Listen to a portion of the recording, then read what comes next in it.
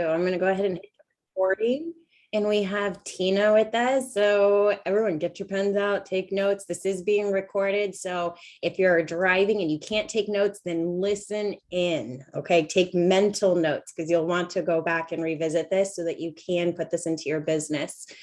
Tina, the floor is yours. Hello, everybody. How are you guys today? Is everybody good? Good morning, Tina. Bonnie's always my enthusiast. Do you guys like how I like glow in the dark? Isn't that awesome? You're the moon in the midnight. Yeah, no kidding. I've actually been up since 3 my time because I'm still on Florida time. And I'll be back there on Sunday. So for a couple of weeks. So yeah, why get used to Arizona when I'm going back? So so anyway, I'm going to share the chart before we dive in. But first, I want to just say with personality profiling and mirroring and matching and the DISC profiles, it is a powerful tool, not just in business, but in life. If you understand the personalities that you're dealing with on a day-to-day basis, whether it be clients, whether it be a spouse, whether it be your kids, whether it be your friends, your family, it doesn't matter. If you understand their personality type, you can use these techniques to better communicate with them. And that's really the key of our business, is learning how to communicate properly where people feel completely comfortable with us and they want to drop that guard. And then we build a long-term relationship with them over time because they feel like we understand them so well. So today we're going to be going over all 4 personalities. I need to give you this preface that please don't be offended if I am explaining a personality and kind of acting it out for you guys. And you're like, well, wait, that's my personality, but that's not how I am. First of all, it probably is how you are and you just don't realize it. But also I'm giving you extreme examples of those types of personalities so that you can remember them. So please don't be offended. And I say that because I've actually had people walk out of the room before and be like, I am not like that. So I even have that up on my screen in the workshops. Please do not be offended or take it personally. So I am going to share, Tiffany, I can share my screen, correct? Yes, you can. Perfect. All right. So here we are. This is the chart. Can you guys see that? Anybody say yes? Yes. Okay, because I can't see you guys. Yes. I see it. Yes, indeed. Okay, perfect. I don't know why I can't see you guys now, but okay, that's fine. All right, if you guys notice on the top of this, it says thinking based. On the bottom of this form, it says feeling based. On the left, it says slow paced, and on the right, it says fast paced. My goal is to help you guys identify who you're talking to, like at an open house or over the phone, or even in a not door knocking, whatever you guys want to do, that you can identify who they are within like 30 seconds so that you can learn words to use, words to avoid, actions to use, actions to avoid. So let's start with the conscientious or the analytical. They're going to be thinking based. They're going to be slow paced. And when you know somebody's thinking based is if you're talking to them in person and they kind of look up to the side before they answer a question. They're going to be more methodical with their answers. They're going to be slow paced with their speech. They're more cautious. They're more contemplative. And you can see that everything you say to them, they're kind of processing it. So let's say you're at an open house and an analytical walks in the door. Well, they're going to be a little slower when they walk in. They're going to kind of scour the room. They're going to see who's there. They're going to be cautious when they walk in, and they're going to be very contemplative with their answers. So even if you say to them, oh, thank you so much for coming in. How did you find us today? They're going to look to the side before they actually answer you. And you can tell by their pace and their speed of speech that they're slower paced. That's when you automatically put them in that conscientious or analytical realm. So if they walk in and they're slow paced, and this is where mirroring and matching comes in, then you don't want to be like, hey, how are you today? I'm so glad you came in. How did you find us? And you start talking really fast. You're going to lose them completely and almost intimidate them. So with an analytical, you can't give them too many options. If you give them too many options of things, they're going to have to think about it. And I'll give you guys a story to remember in a minute about that. They're going to actually ask you questions to challenge your knowledge because they've already done the research. These are the people that walk into your open house or that you get a phone call or your door knocking. And they're like, well, I've been researching that for a couple of years and I've decided this is what I want. And they're not going to be feeling based. So the whole thing of feelings does not compute in their head at all. They're just like, how do I feel about it? What do you mean? Like, what do I think about it? So avoid feeling based questions with them. Yes, sales is always emotional, backed by logic, and you can get them emotionally involved, but definitely not in the beginning and not by talking to them about feeling based questions. And by the way, I can't see you guys, so I need somebody to chime in and let me know if anybody has questions. Okay. I don't know. You're right on the money. What was that? Yeah, I said you're right on the money, but disc is backwards. Okay.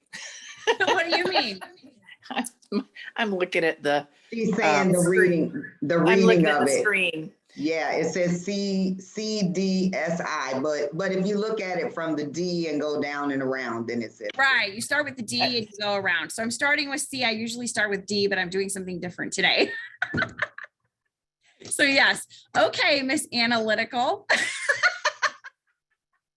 And that's the funny thing too. Let's say you have a mistake on your flyer. The Analytical conscientious is going to pick up on it right away. And they're going to be like, I don't even want to hear what you have to say now because you spelled this word wrong. They definitely pause a lot. They also get very annoyed if you interrupt them because they're forming their thought. So I want to put this into perspective for you. Let's say you have an Analytical sitting in front of you and you ask them a question and they don't answer. And you get uncomfortable because it's quiet and you don't notice that they're actually thinking about their answer. And then you go ahead and chime in before they have the opportunity and ask them another question, or you go on to a different topic. They feel completely misunderstood at that point and not heard. And that's a mistake that a lot of salespeople make with an Analytical. When they challenge you with questions, they've already done the research. They probably already know the answer. If you do not know the answer completely and totally, then you probably don't want to give them the actual answer. You might want to say to them, I think I know the answer, but you've probably done the research on it. What have you found? And let them answer their question. Or I will say to them, you know what? I know the answer, but I want to verify some facts about it before I actually answer you. Is that something that's very important to you? A lot of times they'll come back to you and say, no, it's not really important to me. I already did the research. They're just testing your knowledge. If you give them the wrong answer, you've lost them. They're checking to see if you really know what you're talking about. And drivers and dominants will do that too, but your conscientious Analytical is going to do that more so than any other personality. They're going to check your facts. Also, if you give them a fact and they didn't know it, don't be surprised that they're going to go research it. And they're the people that are going to read the entire CC&Rs if they're buying something that has an HOA. They're going to be the one that reads your entire listing book once you leave it. They're going to be the ones that go over all of your CMA properties once you walk out the door before they actually give you an answer. You cannot push an Analytical into a corner of making a decision. You can make them feel a loss by saying, well, in this market, I just need you to realize, and it's very important that you hear me on this, that if you don't come up to the price that even higher than the asking price, we may not get this property. And if that's okay with you, it's okay with me. If you're okay with losing this property because you don't want to come up in price, then that's okay. I just need to make sure that you understand that that could happen. That way, the ball is still in their court. They still have an option, but it's not many options for them to choose from. You're not going to want to say to a conscientious Analytical, okay, so we can do an appraisal contingency waiver. We can make the earnest money go hard as soon as the inspection's over and give them 5 different options that they can implement into the offer. You may want to send them all of that ahead of time so that they can process it and think about it before you even show them properties. So before I move on from the analytical, who has questions? Anybody? I don't see any hands. How many of you are analytical? I don't see anybody. Oh, I got one. Patricia. I have Aletha saying nope. That's me, 100%. All right. And so when I'm talking about the analytical. I'm sorry, Tina, I would challenge that Rainey is analytical. Oh, Rainey, you're being called out right I don't know Rainey, but I'm telling you, just based on what she did just a few minutes ago, I would say Rainey is an analytical person. Definitely. All right, me? so I'm gonna go ahead. I said, who, me? Who, you? Yeah, that's what she's saying. She's calling you out. Yeah, no. I'm not. I would put Rainey more in that I'm a driver coach. field. Rainey's probably more in that driver No, field. I'm a coach. That tells me that my perfect job is a coach. I should be coaching. I should be doing what. Nope, I hear you. So let me give you guys a quick story about an analytical. Okay. And I do tell the story in the workshops. And that is an analytical researches what TV he wants. He's done all the research. He knows where everybody has it. He knows the prices. He knows everything. He finds the best deal. He knows it's at Best Buy. He walks into Best Buy. He knows they have the TV. He already called ahead and made sure that they had it in stock.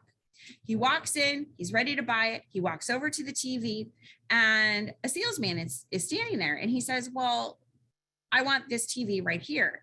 And the salesperson says, well, why do you want that TV? The analytical says, well, it has this, this, this, and this. And he's like, okay, that's great. Well, have you seen this TV? It has this, this, this, and this. And the analytical looks at him and says, okay, interesting. And then the salesperson says, and this one over here does this, this, this, this, and this, and it's this price. And the analytical is like, okay, all right. And he's standing in front of each of them. And then the salesperson throws in another one. And it's like, and over here, we have a little bit bigger of one. And it does this, this, this, this, this, and this, and this, and this, and this. And it's only this much more. And the analytical conscientious steps back and says, I'm going to have to do some more research. Thank you. And walks out. So when you're thinking of an analytical, I want you to remember when you're showing them properties, do not show them more than 5 at a time. Do not. If they walk into a property and it is absolutely 100% what they are looking for as their home, then you want to try to take the other ones off the table if you can by saying something to the effect of, this one checks all of your boxes. It's in the neighborhood that you researched. It's got everything you said you wanted. You seem to really like it. Do you feel it's necessary, or do you think it's necessary to go look at the other 2 properties that we have to look at? Or do you think that you want to put an offer in on this one? Take some of the options off the table if you need to. It's very important with an analytical. Also, like I said, don't give them too many options on anything. And don't give them too much information about anything. When you walk into a listing presentation, yes, you're going to have everything with you. You're going to have the CMA. You're going to have all the properties on it. You're going to have your listing book or whatever you leave with them. But you're going to go over the most important pages of your listing agreement, and you're going to go directly to the numbers on your CMA. Do not go over the properties, because if you start going over the properties with them, they're going to want to look it over for the next few days because you started it. But if you just give them the numbers and do this with them where you're weaning them in to a decision, you're going to be much better off with an analytical. Okay, thumbs up, everybody. All right, sharing screen. Don't forget, I like interaction, people. Very important to me. Hey, All Tina, right. Yes. can I say something real Yes. quick? When I first started business years ago, I was very analytical, and I still am right now. But when I find myself getting analytical, I have to start. You as a realtor, you cannot be too analytical, because if you are, you'll never get your business started because you're too busy studying everything. Let's talk You know about what that I mean? for a minute. Okay. I 100% agree with you, Tony, and here's why. I have met more analyticals. Now, usually you have two personality types, and it's important that you know what you are. But if you're an analytical, and then let's say you're a driver or you're an amiable, that analytical side is going to prevent you from moving forward if you allow it to take over. So I've had a lot of people that have the ability to be super successful in real estate. And then their analytical side kicks in. But I have to do this first, and I have to know all of this information, and I have to have my website up and my CRM perfect, and my drip campaigns perfect, and I have to have all of my marketing perfect, and I have to do all of these different things before I can even talk to one person. Yep. If you're analytical, you need to take that out of your head, erase it. You do not have to be perfect to start talking to somebody. You don't have to know the purchase contract in and out. We have people to help you. You don't have to know the listing agreement in and out. We have people to help you. Your CRM does not have to be fully up and running yet. You don't have to have your website up and running yet. It doesn't matter. They're buying you. So if your analytical brain starts getting in the way and stopping you from moving forward, you need to have a buddy as an analytical that's not an analytical to push you to the next level and push you forward and catapult you. Yep. So I'm glad you brought that up. I completely agree with you. All right, going back to sharing screen. So we're going to go, oh, now you guys are there. That's good. Okay, so now we're going to go to the dominant, the driver. Some of us have a very difficult time dealing with drivers, and some of us get along very, very well with drivers. Many people see drivers and the dominant as a bully. They are not. The world does not function without the dominant drivers in the world. We need the dominant drivers. I am a driver in business. I am a bulldog. I will sink my teeth into something and I will shake it back and forth until I get my way. That's how I am in business. I am not that way in my personal life. Bonnie's shaking her head yes, because she hears me all the time. So, but here's the thing that you need to remember about the dominant driver. They're thinking based, they're fast paced. You are not ever going to talk to the dominant about how they feel. Not ever. They do not have time for feelings. They don't want to hear it. And they don't want to hear how you feel. Bottom line. They are on time. They are task driven. They are fast paced. They are thinking based. When they walk into your open house, they're on a mission. They're walking in, they're trying to bypass you because they don't have time for small talk. And if you're that person that's on this call right now saying, oh yeah, I don't like small talk, guess what? You're probably a dominant driver. Yep, you are. And it's good. It's okay to be that way and acknowledge that about yourself. So you want to keep the pace up with them. If they walk into your open house or you're talking to them on the phone or you're door knocking and you come across a driver and you speak like this, and you ask questions like this, so how did you find us today? You're going to lose them in 5 seconds flat because they feel that you are never going to get past your first sentence. They're the people that are finishing your sentences for you, just so they can move on to the next thing. Like, let's go. So one of the things that you need to really, really watch with a dominant driver is not to waste their time. Do not waste their time. You cannot be late. If you're even going to be 1 minute late, you better call or text the driver and let them know your ETA. Because if you don't, they will feel incredibly disrespected by you because you are wasting their time now. As a matter of fact, with most dominant drivers, you probably need to be a few minutes early just to make sure you're there when they get there. They're very direct. Some people take offense to their directness. It's because everything is on a time mission. Everything is efficient. They're going to be your doctors, your lawyers, your entrepreneurs, the people that make things happen in the world. They're the ones who take the risks. They're the ones who leap forward, and they make their decisions quickly. So if you find them exactly what they asked for and exactly what they want, they're going to walk in, they're going to know it's exactly what they want. They're not going to see the need to go look at 5 other properties because this is exactly what they want, and let's just get moving. You probably need to go ahead and have that contract with you too, because the fact that you don't, and you're going to have to email it to them later, now that's just one more task that they have to do later. So why not just get it knocked out of the way right now? The best thing to do if you feel like they're bullying you, because you will feel like the driver dominant is bullying you, is to do takeaways with them. They need to believe that everything is on their terms. They will respect you if you call them out on their nonsense, once you've earned the right to do that and be decently bold. So you can use takeaways with them to give them options, but you're directing them with the last part of your takeaway exactly the way you want them to answer. So they believe it's their idea, but you put it in their mind how you want them to go. They don't realize that because they're about efficiency. So let me give you an example of this. Let's say that they don't want to do that. Dominant drivers always feel that they can negotiate better than you and get a better deal. They always do. It's really annoying in real estate. But what they will say to you is, well, no, I'm not going to go over asking. What they're asking is what they're asking, and that's what I'm going to offer. Okay, great, Tom. I completely understand how you feel or what your thoughts are. Many of my clients have thought the same way. And here's what they found. And by the way, this is an objections training that we went over last week.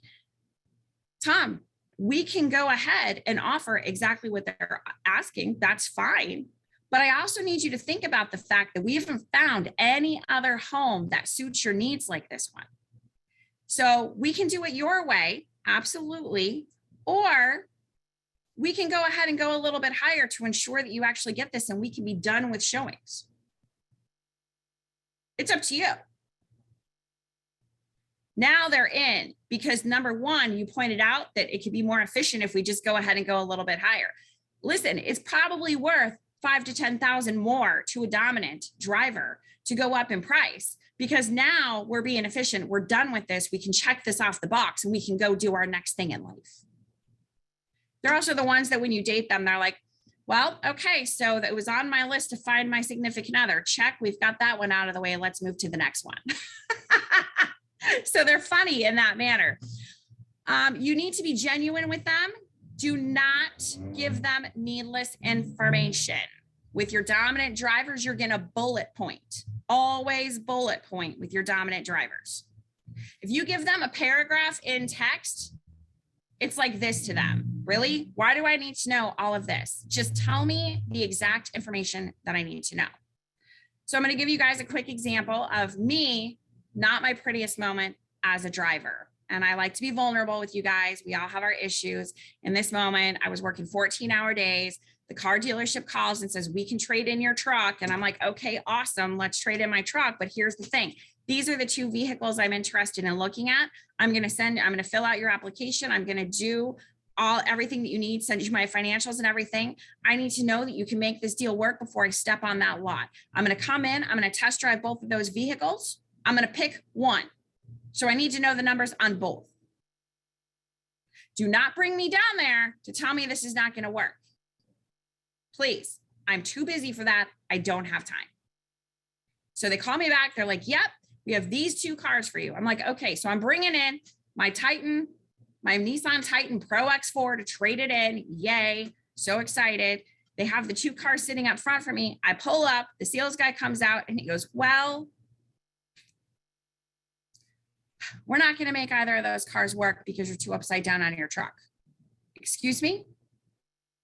You just wasted my time to tell me like that I can't have these 2 cars, like one of these. Like I told you I wanted all of this worked out and I was going to pick one and I just needed to do the paperwork when I got here and leave. And I'm like, what do you have for me? He's like, well, I can put you in this Leaf. A Leaf? You want me to trade in my Titan Pro X4 and get into a Leaf? And if you guys have a Leaf, God bless you. They're cool for other people. I'm just not a Leaf person.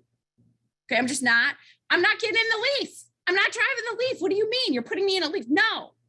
Get your manager for me. So the manager comes out. I'm like, did you seriously waste my time to drive me all the way over here with this whole bait and switch, put me in a leaf thing, take me off your list. Don't ever call me again. I got to go.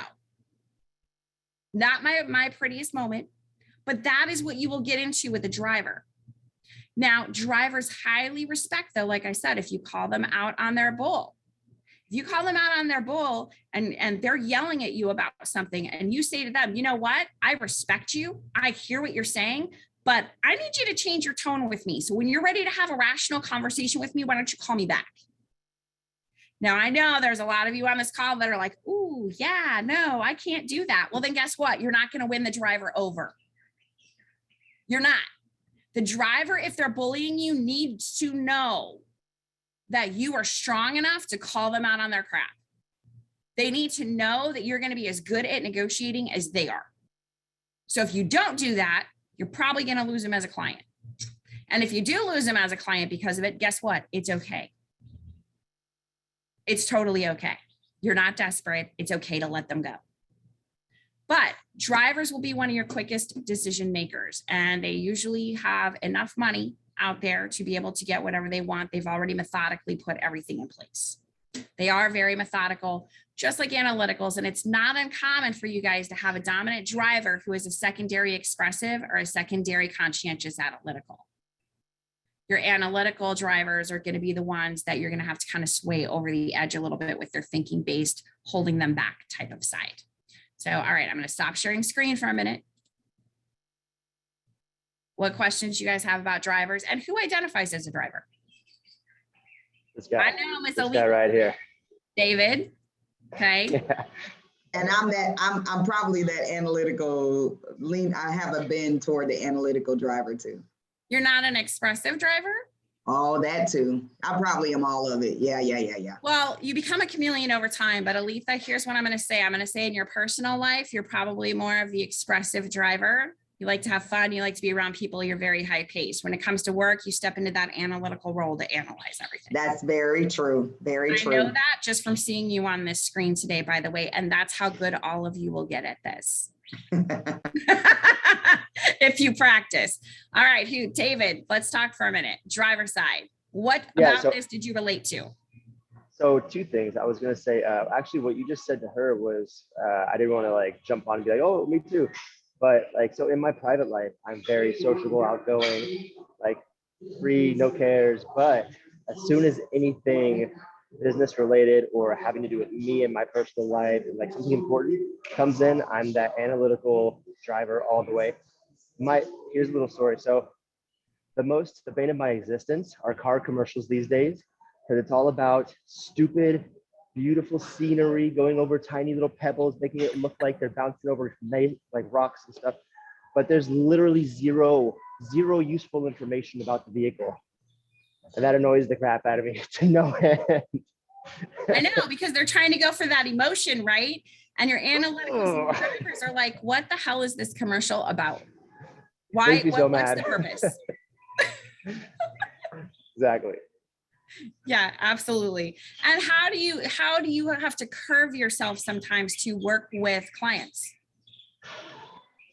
Well, so I've gotten pretty good over just like the course of my life. I've been all over the place, and I've been all over the world and stuff, and done lots of different jobs and family life as well. So anyway, long story short is, I learned how to kind of like be a chameleon when it came to the observation process. But then once I identify who I'm dealing with, I can kind of take the shape of the person who needs to be dealing with that person, if that makes sense. It does. And drivers have to curve themselves more so sometimes, because we can come across as bullies in business, right? Yeah. So we have to pull ourselves back. We have to slow ourselves down. There's been times where I have an amiable or a supportive client, and I have to get Mariah on the phone with them because I'm going to lose my mind. I'm going to lose it. And I'm like, I'm not going to be nice. So Mariah, I need you to talk to them because you're going to be much nicer than me.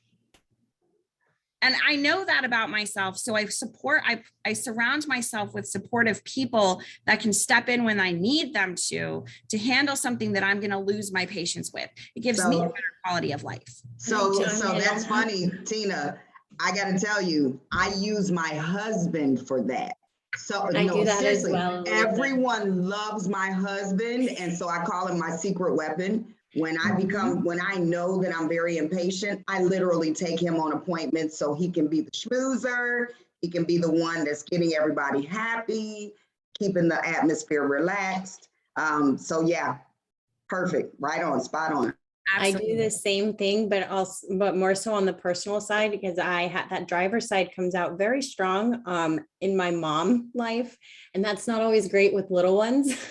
Mm-hmm. And so there are so many times where I'm like, I can't go talk to your kid because I'm going to say not nice things. I need you to go like be nice cop, because I'm like bad cop comes off as that bully a lot of times. And so there's a lot of times I have to check myself. I'm like, who am I talking to? Okay. Mirror and match them, try to bring myself down to either my 5-year-old or my 12-year-old or my 14, sometimes my husband too. I'm like, who am I talking to? Okay, calm down. And let's try to put myself in their shoes and not spaz out because they're taking too long to spit out a 3-word sentence. Yes. And drivers, you're going to have to realize that not everybody makes decisions as quickly as you. I think one of the most frustrating things for a driver when working with clients, especially a supportive Amiable, is they need 5 people to help them make a decision. And we're like, really? We got to go show the home again and again and again. And I have a set of clients right now where she is typically a driver, but she had an injury. Her husband's very expressive, Amiable. They can't make a decision to save their lives right now. We just went to a property the other day. It was a perfect home for them. She even said to him, let's make an offer. I almost fell on the floor because I was like, woo, we're like doing something. They haven't called me back to write the offer yet. They're going to let a week go by. That's what they do. And then they're never going to pull the trigger. They drive me out of my mind. I'm about ready to hand them over to another one of my agents because I can't. So, and you guys know, just so you know, behind the scenes, when we're working on venues and sponsors and all of that for the events that we do for you guys, I'm the one going, why do we not just have the answer to this? I don't understand. Like, it's the same questions every single time. Like, why do we have to go over this again? And Bonnie's like, Tina, just like, I got this. And I'm like, okay. So tomorrow I'm going to have the answers to that because I just need the answers. And Aletha's dying up there right now because she knows. And Bonnie, you can chime in because we had this conversation yesterday. And that's how George is as well. As much of a high driver as I am, George's D personality is much larger than mine. And so when he's all high D, I'm like, okay, sure. Let me pull out the I side of me. It's fine. I will take care of it. Like, just calm down. I will keep the party going. No one's going to know what's happening behind the scenes. And Bonnie, I'm sure that's you as well. Oh my gosh. Yes. We calm Miss Tina down and I get the answers. Granted, sometimes I'm doing the backstroke, but we get the answers. I try to be really nice about it, but yesterday she caught me in one of those moments where it was like I had just answered 100 texts and I had over 100 emails and it was just a busy day. And Bonnie is like trying to tell me something exciting. I'm like, can you just give me a minute? I just need a minute. So there you go. All right, we got to move on to the next one. Where's my share button? All right, so we're going to go ahead and go to the inspiring expressive. All right, they are fast paced, they are feeling based, and they are the ones that you have to rein in. They're the ones you walk into a home and they're like, oh my gosh, I have to tell you about this party I went to last night. It was so much fun. And you're like, can we just look at the property? Can we just let's just stay focused. Okay. But you have to understand they're very people based. They love to be around people. They love popularity. They love hanging out. They like having parties. They want to be invited to parties. They believe that everybody likes them because who couldn't like them? They're so much fun. They're also your egocentrics. And I say that with love because guys, my primary is this personality right here. I'm going to tell you right now, I couldn't get on stage to do what I do if I didn't have this personality. So understand though, they're going to be the life of the party. They're going to be the ones that inspire everybody. They're going to be very fast paced and they're always going to be late. Just know they're going to be late. You just tell them, go ahead, tell them. They need to be there 15 minutes before they really need to be there. And you know what? You could be late and they're totally fine with that because they're never on time to anything. They are also your quickest decision makers of any personality that you will deal with. Why? Because they're impulsive. They walk into a home, they're like, oh my God, I love this home. Yes, I can see all my friends over here. I can see all my family over here. Oh my God, did you see this pool? Do you know the pool parties I can have? I want this home right now. Can we close earlier? That's what I want. I need to be in this home. That is them. And then you know what you do? You pull out the purchase contract. You start writing it out because once they make that decision, they're in 100%. They're not going to be the one that the next day is going to call you and be like, nope. As a matter of fact, they're going to be the one the next day that says, Tina, I need to take all my friends over there so I can show them what parties we're going to have. I'm so excited. So can they come to the inspection with us? Because they're already starting to help me plan for my housewarming party. That is your inspiring expressive. Now, here's the thing. You got to sometimes protect them from themselves. You do, because they are impulsive. And I can tell you that I walked into a home with some people one day. They had given me all the list of everything they could not have and the things that they must have. And we walk into this beautiful home in the mountains, like right in Fountain Hills. There's hills everywhere. The sunset is out. All of a sudden, my expressive is starting to get all emotionally invested in this home. And it's everything she told me she didn't want other than it was pretty. So I had to step her back. And I'm like, Angelica, listen, you said you didn't want to, I didn't even want to come and bring you to this home because you said you didn't want to have to drive into the city to take your daughter to preschool. Well, guess what? We're about 45 minutes from her preschool right now. Okay. I know it's beautiful. I know it is. But also you said it was absolutely important that you need an office. Where's the office in this home? There's no office in this home. And Angelica, you said that you wanted a pool. There's no pool. You said it was an absolute. You had to have a pool. There's no pool. Okay. So what does it have that you love other than it's pretty? And she just looks at me and she's like, well, it is really pretty. And I could see us having a lot of parties up here. I said, okay, great. Where do all your friends live? Well, down the mountain. Okay. There's one way in, there's one way out. Are they coming up here to go to parties? We're Phoenicians. We don't go anywhere that takes longer than 20 minutes. Nobody's coming up here. It's 45 minutes. And it's true here in Phoenix, as Phoenicians, we go everywhere in 20 minutes. If it's longer than 20 minutes, nobody wants to go. I go back to Orlando. I'm like, oh my goodness, I really did turn into a Phoenician. Because I'm like, why does it take an hour to go 12 miles? I don't understand. So you're expressive, fast paced. You have to stay fast paced. You have to entertain these people. You guys, when I'm on stage and I'm bouncing all over the place and I'm giving you emotion and I'm giving you voices, is because over half of you in the room have this personality. And if I don't, you're going to get bored with me. And you're going to pick up your phone and you're going to start playing on it.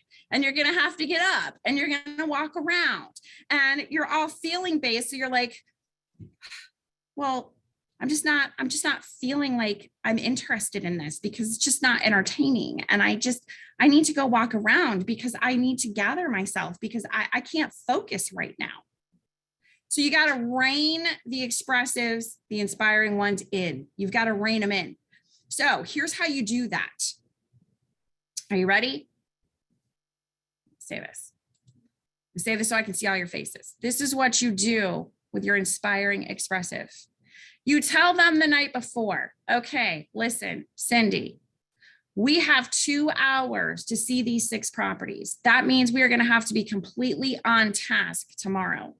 That means that we can stay in the property no more than 20 minutes at a time. But in this day and age, they're only giving us 15. So I know we're going to want to talk about all the cool stuff you did this week. And I love it. And I want to hear about it. I think you should probably just ride with me in the car so we can talk about it in between homes. But when we walk into those homes, we're going to have to look at those homes. You're going to have your clipboard You're going to tell me if it's a yes, no, or maybe. You're going to give it to me if it's not a yes, that's okay. And then we're going to move on to the next home. And at the end of that day, we're going to know exactly what you have to look at and what's a yes and what's not. My job tomorrow is going to be to keep you on task, to make sure we get to see all of the homes you want to see. So being on time is important. And by the way, I only have those 2 hours with you tomorrow because I have another appointment directly after you. When you set the stage and the expectations with an expressive, they will fall in line. As a matter of fact, you'll hear them say you're at a showing and they start talking about something and you're like, Cindy, we got to look at the home. Come on, get your clipboard out. Remember, we talked about this. She's like, oh, you're right. Okay, I'll tell you in the car. I'll tell you in the car. Don't let me forget. I'll tell you in the car. Okay, great. All right, let's go. And then you keep them back on focus. Keep them back on focus. They're also the compulsive ones that are going to go above the price that they originally told you that they want. They'll walk into a home and they'll be like, oh, they're asking 400. Well, we're going to offer 425 because I'm not losing this sucker. And they're coming up in their price because they're not losing it. And I see some of you laughing right here because you're identifying this either with yourself or you're identifying this with your clients, people that you've actually taken out, and you're like, ding, ding, ding, ding. Oh my gosh, they were an expressive. Yes, I see that now. I could not keep them on task, but then all of a sudden they find the home that they love and that they want, and they're all emotionally tied to it. And now they're trying to give 50,000 more than what's asking, and there's not even another offer on the table.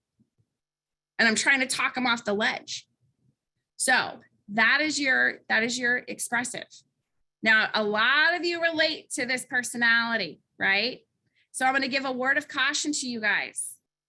You need to slow down with your clients. And I'm going to say something that's really, really, really hard for you to hear me say right now. They don't care about you and your life. They don't. They don't want to hear about your drama. They don't want to hear about your parties. They don't really care about anything about you. And I know it hurts an expressive to accept that. I am one. But I need you to hear the caution here. And I'll give you a quick story about that. I had an expressive on my team. She had these clients, very lovely people. One of them was an expressive, one of them was an amiable, very cool people. And my agent decided 2 things to let them know that she doesn't really have to work because her husband makes plenty of money to take care of her. That is such an expressive statement, you guys. Nobody needs to know that, okay? Nobody needs to know how you're doing financially.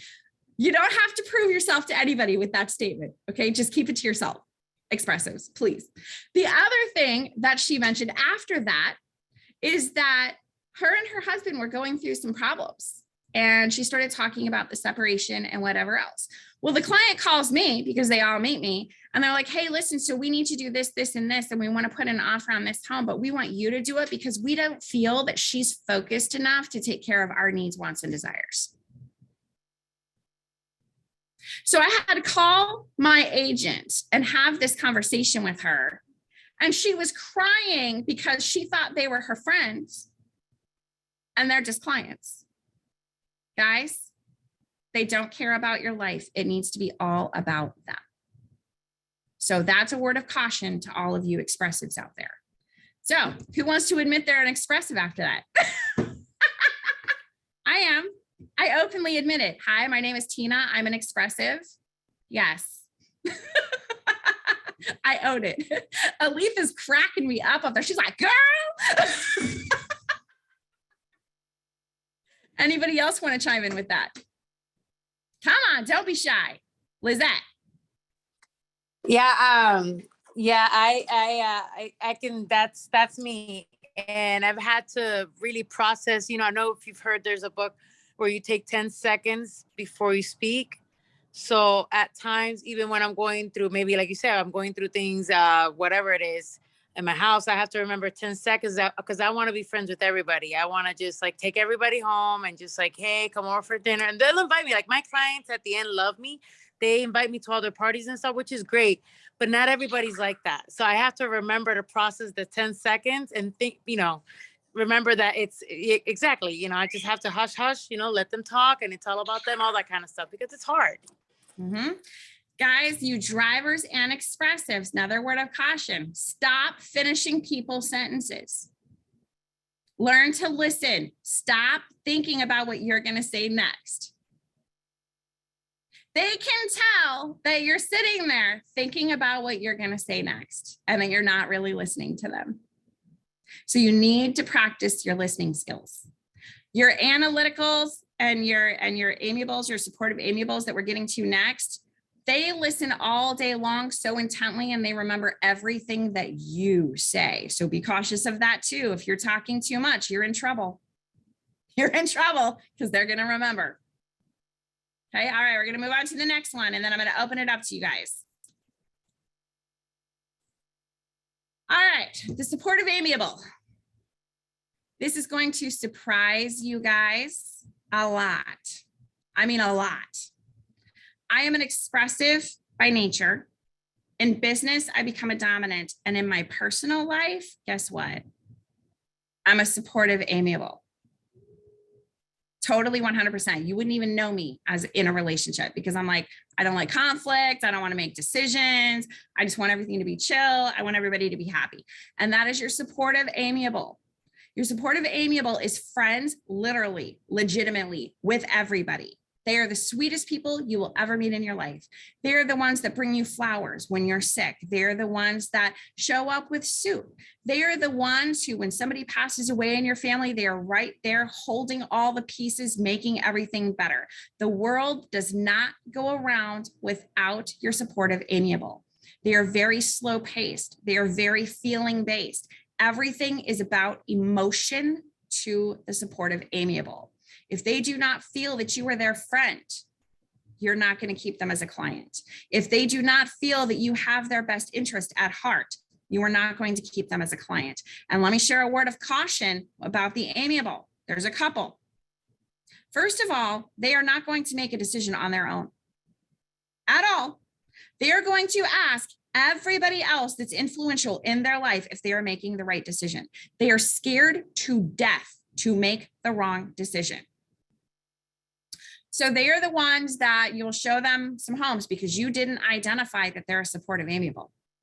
You take them to all of these homes, they pick 3 that they love, and then they call you later that day and say, Tina, can I bring my aunt and my uncle to go see that home? Okay, yeah, sure, let's go back and see it. So you go back and see it.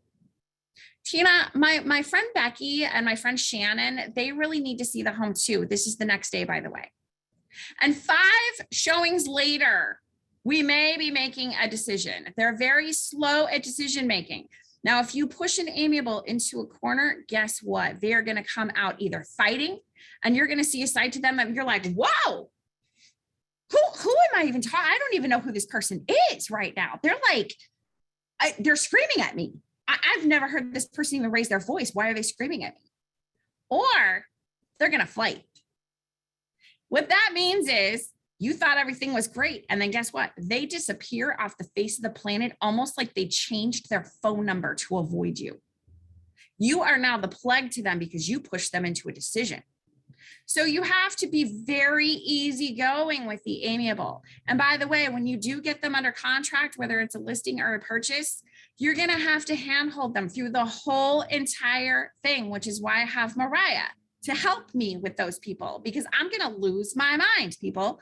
They're like, Tina, am I making the right decision? Are you sure? Like, we're like a week from closing, okay? And they're still asking me if we're making the right decision. Really? We're a week away. Their home is closing. The home they're buying is closing. Like, we're a week away. What are they going to do now? So every other day you have to stroke them. It's okay. You're going to be fine. You're making the right decision. You love the home, right? Do you remember how much you love the home? Do we need to go look at the home again? We can go look at that. Do you want to bring Becky and Shannon with you again? They might like to see it again. You know what we could do? We could go and we could measure for where your furniture is going to go. How would you like that? Maybe we need to go do that. So you can start visualizing yourself in the home. Would you like to do that? I have to stop sharing this for a minute. How many of you want to shoot yourselves right now at this conversation? Go ahead. It's okay. Raise your hand. It's okay. Because we've all had the amiable client, and amiables do not get mad at me. We need you because you love everybody and you're peaceful and you like everybody to be happy, but just make a decision. Just make one for yourself. Like, be excited about it. That's what I always say about the amiable. So I like to empower the amiables. When they make a really good decision for themselves, I'm like, Guy, I'm so proud of you. Like, you pulled the trigger, and I know this was difficult for you, but you made a decision on your own and you're proceeding forward, and good for you. How did it feel? Does it feel good? And I got to tell you, they're so cute when they do make a decision. Mariah is a perfect example. She joined my team. After working with me for a month, she comes in one day and she's so excited, and she doesn't mind me sharing this story. And she's like, Tina, I made a decision on my own. She had her arms up. She was all pumped up. She was like, yes. I'm like, well, what did you decide? She goes, to join a gym. I didn't even ask permission. I just did it. I'm thinking to myself, what? Like, yay, good. I'm glad. But why would you need somebody else to help you make that decision? You joined a gym for $25 a month. Woohoo! Right? Like, why? Why does it take a lot? But I have another client. Her name is Sherman the Tank. You would think by the name Sherman the Tank, because she says, my name's Sherman, like the tank. So you just call her Sherman the Tank. Little tiny 72-year-old woman, like little tiny thing. You would think by the name Tank, she's a driver, right? No. I thought she was. I was wrong. First, she says to me, and I'm thinking, okay, we're on a good path. This is Sherman the Tank. She knows what she wants. She goes, Tina, I want to move into a smaller home. It needs to have one bathroom so that nobody wants to live with me. Not my kids, not my boyfriend, not anybody. Nobody can live with me because I have one bathroom. I'm like, okay, sounds like a driver, right? You're like, okay, I've got a driver here. She's going to be decisive. All right. Took us 6 months to list her house. We had to have everybody under the sun come over, except for the people that wanted to live with her, to make the decision that she was going to sell her house. We looked at properties quite a bit for a few days, looked at them, found a couple that she really, really loved, and she had to have her contractor friends come over. And then she had to have her best friend come over. And then she had to have her other best friend come over. And why they couldn't all be together at the same time, I don't know. I don't know why we couldn't all just go together. So what I learned from Sherman the Tank was that when I have an amiable sitting in front of me, that S, that's supportive, I'm just going to call it out as it is. I'm going to say, okay, do you have some friends or some family that you'd like to come with us to see some homes? I think that you probably have some people in your life that help you make decisions, and their opinion really matters to you. Am I right? So why don't we just go ahead and invite them to just come with us so that we can just get it all out of the way together? What I don't know. How do you feel about that? Are you going to be okay with that? Would you like that? Would that make you feel comfortable? And they're like, yes. So Shane had a client named Mary. Mary was an older woman. Her husband made all of her decisions for 40 years and he passed away. She had this huge home on the mountain. You couldn't even get to a bedroom without climbing 3 stairs. Mary was older in age. Her body was starting to give out. Her knees were starting to give her problems. She needed to sell this property. She was not going to be able to sustain this huge home with this pool that had a crack in it on the side of the mountain and go upstairs if something happened to her. It took us 7 months to get her to agree to list her home. 7. But here's how it happened. I sat down with her and I said, Mary, your husband made all of the decisions for 40 years, didn't he? She said, yeah, he did. And right now, you're probably feeling pretty scared about making the wrong decision for yourself, aren't you? Yeah, I am. How did you know? I said, because I used to be that person. And I got divorced years and years and years ago. I was scared to make a decision. It took me 4 hours to pick a mattress in a mattress store, and I had to have the sales guy lay on every single mattress with me at least 7 times before I could make a decision. So I understand where you are right now. Does that feel like something you're going through? Yeah, okay. Because they need you to be empathetic with them. They need you to acknowledge who they are. They need you to be their friend. So I said to Mary, well, Mary, why don't we do this? Before you list this home that you love and that you and your husband built together, we both agree you can't keep this property, right? We know you can't. You're going to have to move from this property, right? Yes. But you're scared. Yes. So who are the people in your life that help you make decisions? Well, my friend John and my friend Becky is my best friend. Okay. And are they both here? Yes. Okay. And is John like a friend that like will come over and stuff? No, he's the accountant that always took care of our stuff. Okay. So he's probably not going to want to go look at homes with you, right? No. He's going to look over the financials with you? Yes. Okay. So it's good I know who John is. So why don't we call Becky up this week and have Becky go see a couple of homes with you before we put the home on the market, this property right here, so that you feel comfortable and safe knowing that there is another home out there for you that you're going to like and that maybe even love. Would that make you feel a lot more comfortable? Yes. Okay. So you find out when Becky's available. Shane will find some homes for you guys to go look at together, and that will help you ease into this process. Okay. She's like, okay. She went, they found it. She felt comfortable. It still took her 6 months to put the property on the market. It took her not feeling very well to put the property on the market, but she already knew that there was things out there that she could purchase that she would be comfortable and safe with. That is the key to your supportive amiable. Make them feel safe, secure, and comfortable. All right, guys, it's open to you. And guys, this is abbreviated. I go into this much more in depth at the workshops, but I have an hour that I have to condense it into for you guys. Tina, where would the coach be on this scale? What do you mean? Like I did one of the disc assessments online, and somebody else mentioned it too earlier. Thank you. About I being did. a coach. Okay. So a coach can be kind of a chameleon. Like I'm a coach. Okay. And depending on who I'm coaching, I have to meet their personality where it is. Maddie's on this call. Maddie's one of my coaching clients. Maddie is a more amiable personality. So when I'm talking to Maddie, I have to be a chameleon, and I'm going to meet Maddie where she is with her personality as a coach. So if you were a coach, it means you have versatility in connecting with people. Does that help? And I do. Okay. And I can see that. I can see that just from your response. Well, it's interesting because I was a coach for 25 years, basketball coach. So Okay. I was, thought it kind of funny when I took it, and that's what it came up as. But no, I mean, as a teacher, differentiated instruction is a big buzzword. So you got to be able to reach all these different types of learners and personalities when you're coaching and teaching. So that makes a lot of sense. Well, and with a coach, you're going to have that driver side to you, right? But you're also going to have that expressive side to you, that influencer side to you. A coach is going to have to be an influencer because a coach is the one who rallies everybody together. That's what you have to be when you're a coach. So if it has 4 personalities and it's calling you a coach, it's probably going to be more of that expressive personality because you're the influencer. You're the one that drives everybody to make it happen because of your enthusiasm. Makes sense. Mm-hmm. Yep. I'd be a classic example of that. Mm-hmm.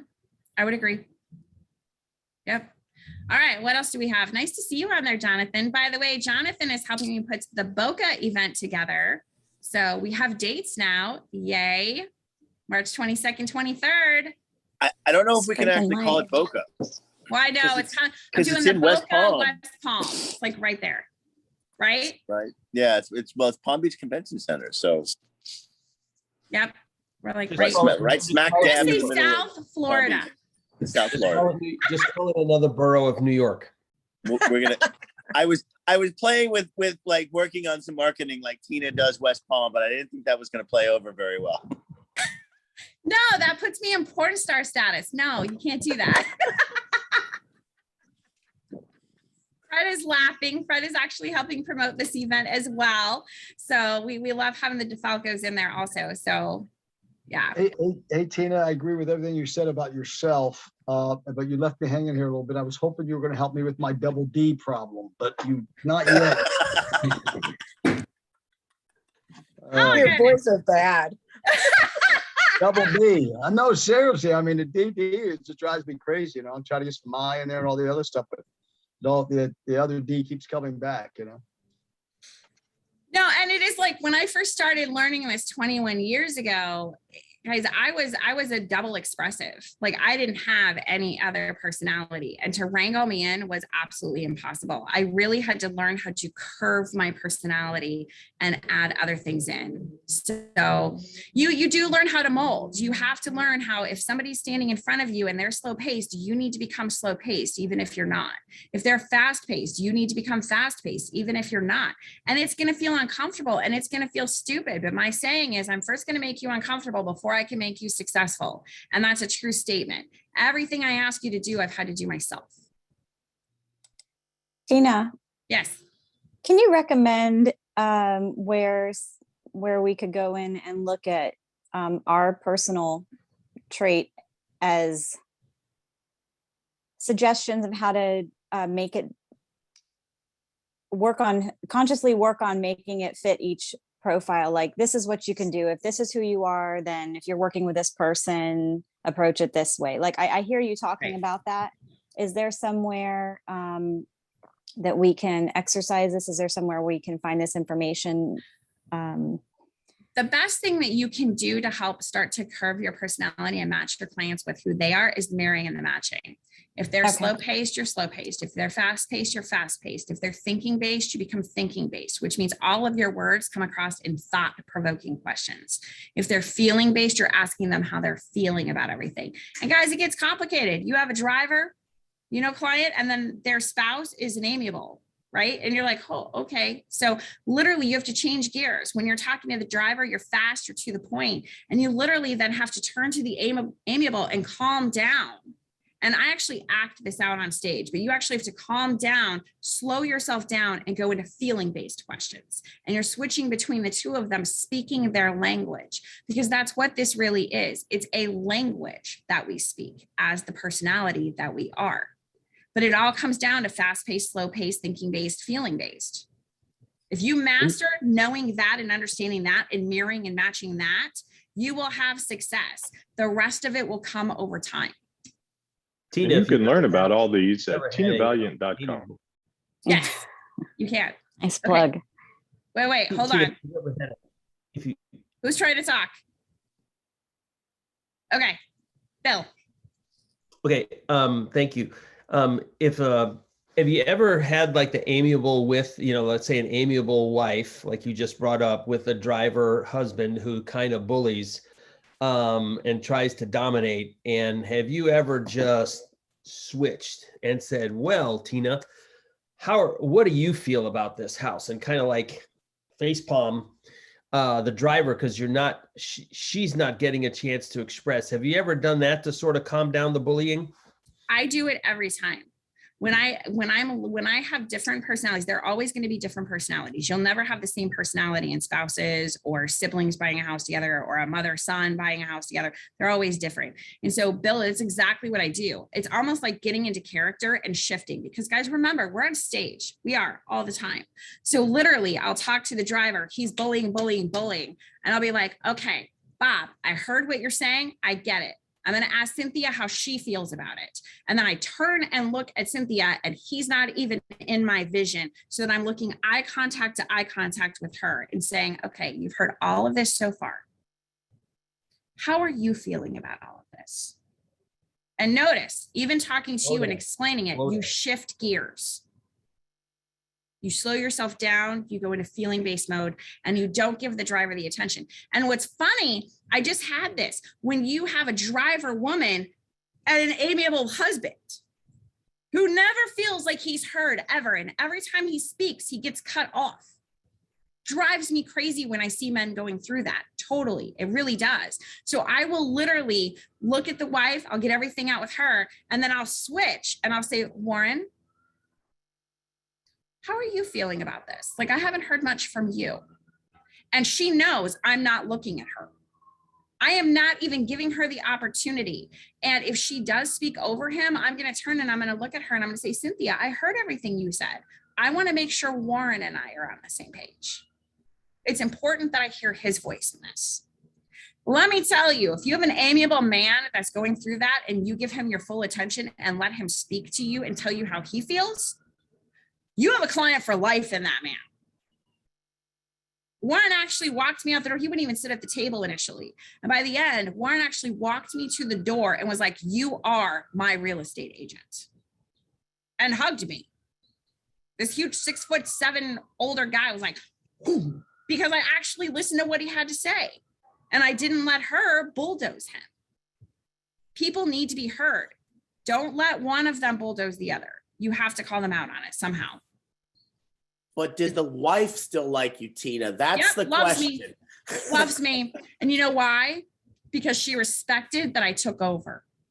Yeah, all right. She respected the fact that I became the driver and told her how it was going to be.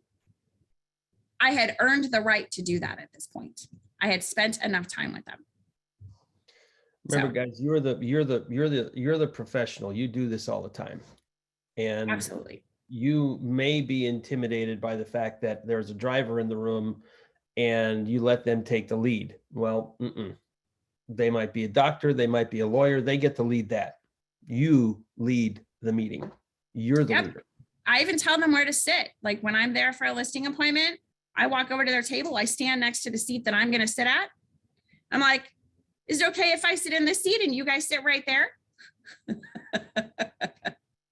I take control because you know what?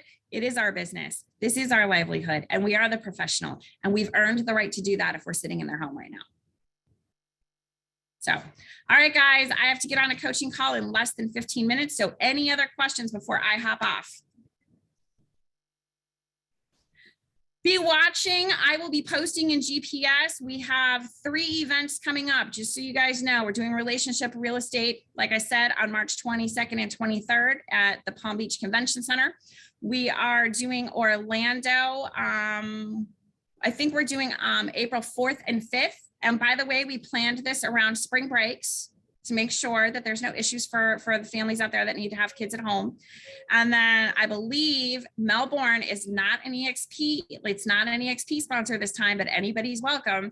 And it is going to be April 11th and 12th. So we will be back and I will be back there next week for 2 weeks as well. So Tina and John.